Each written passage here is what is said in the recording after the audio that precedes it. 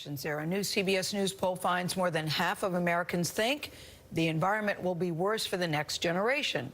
It also found that 59% of Americans believe humanity can do something to stop climate change. And that is why we are continuing the tradition started by Walter Cronkite 49 years ago to mark Earth Day. In a special broadcast this morning, we will take you to every continent to look at modern challenges and unique solutions. From high emissions in London and air pollution in India, to water concerns in New Mexico and Australia, and deforestation problems in the Amazon. It's all part of our special Earth Matters broadcast this morning. A day set aside for a nationwide outpouring of mankind seeking its own survival. Earth Day. On April 22nd, 1970, CBS News marked the first ever Earth Day with a special report anchored by Walter Cronkite. The gravity of the message of Earth Day still came through. Our correspondents are fanning out around the globe to bring us stories about our planet's health. Our Earth Matters coverage begins with how deforestation threatens the Amazon rainforest just outside Brazil's capital city, Brasilia. Vlad, good morning. Good morning. For the past 20 years, environmental scientists like Co estimate that almost 20% of the original Amazon has been deforested, cut down to make way for agriculture. There's as much carbon captured and stored in all the trees of the Amazon as the amount the entire planet has emitted over the past 10 years. Cut them down, and we effectively double the heat-trapping gases of the past decade. Well, there's much more ahead in our Earth Matters series, including Australia's fight against a wave of plastic that threatens the continent and the entire Pacific Ocean. Plus, how solar power is helping South Africans manage a persistent problem, how to keep the lights on. And we'll hear from scientists studying the climate in Antarctica, where the changes are most severe. You're watching Earth Day here on CBS This Morning.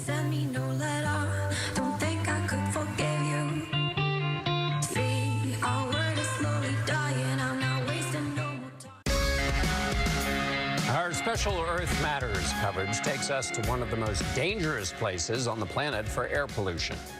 In India, nearly 1.8 million people die every year as a result of dirty air. The World Health Organization says 9 out of 10 people across the globe live in places where the air quality is poor. Before she went to Sri Lanka, Elizabeth Palmer spent a week in India's capital, New Delhi, to see the human toll. It's Earth Day, can you tell? We feel it around here. We've got our special Earth Matters coverage is now taking a look at plastic pollution in our oceans. It's a problem affecting every continent on the planet. Recent research shows it's worse than previously thought. Nearly 18 billion pounds of plastic ends up in our oceans every year. So by 2050, researchers estimate there could be more plastic in the oceans by weight than fish. Think about that for 1 second, unless something changes, something big changes. Scott Tweedy, he's of our Network 10 station in Australia, traveled to Bondi Beach near Sydney to show us how one company is trying to make a difference. Sea bin is capable of catching the equivalent of 90,000 shopping bags or nearly 170,000 plastic utensils over the course of the year.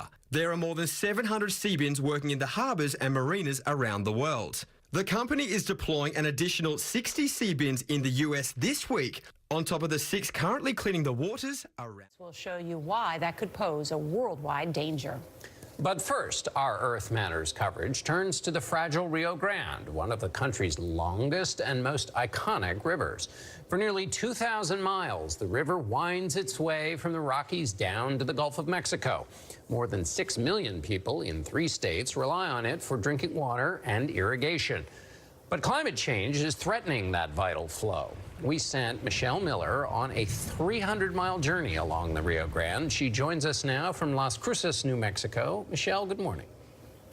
Good morning. By this time of year, water should be flowing down this part of the Rio Grande. In fact, exactly where I'm standing. But farmers more frequent and widespread around the country. California suffered its worst wildfire season in history last year. Remember that? In January, the Midwest saw record-breaking cold, and historic flooding in Nebraska just last month caused more than $1 billion in damages.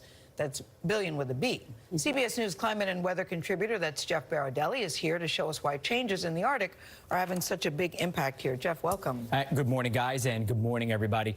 We can trace the origins of some of the recent extreme weather here to rapid changes up north. Now, normally, the polar ice caps keep the Earth temperature down by reflecting the sun's rays back into space.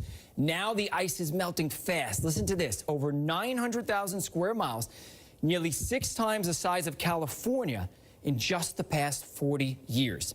As a result, more of the sun's rays are being absorbed. That is heating the Arctic twice as fast as the global average. And that uneven warming is now impacting the weather here in the mid-latitudes by throwing the jet stream out of whack.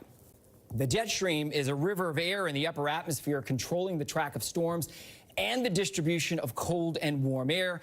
And recent evidence shows the jet stream is becoming more amplified, making the weather more extreme. That's a theory. Poles are warming faster than any other place on the planet. Our Earth Matters coverage goes now to Antarctica's Iceberg Alley aboard a one-of-a-kind scientific drilling vessel. Researchers from around the world on the... Spurring a new generation of entrepreneurs. With plenty of sunshine each year, those entrepreneurs are creating a $19 billion solar power industry.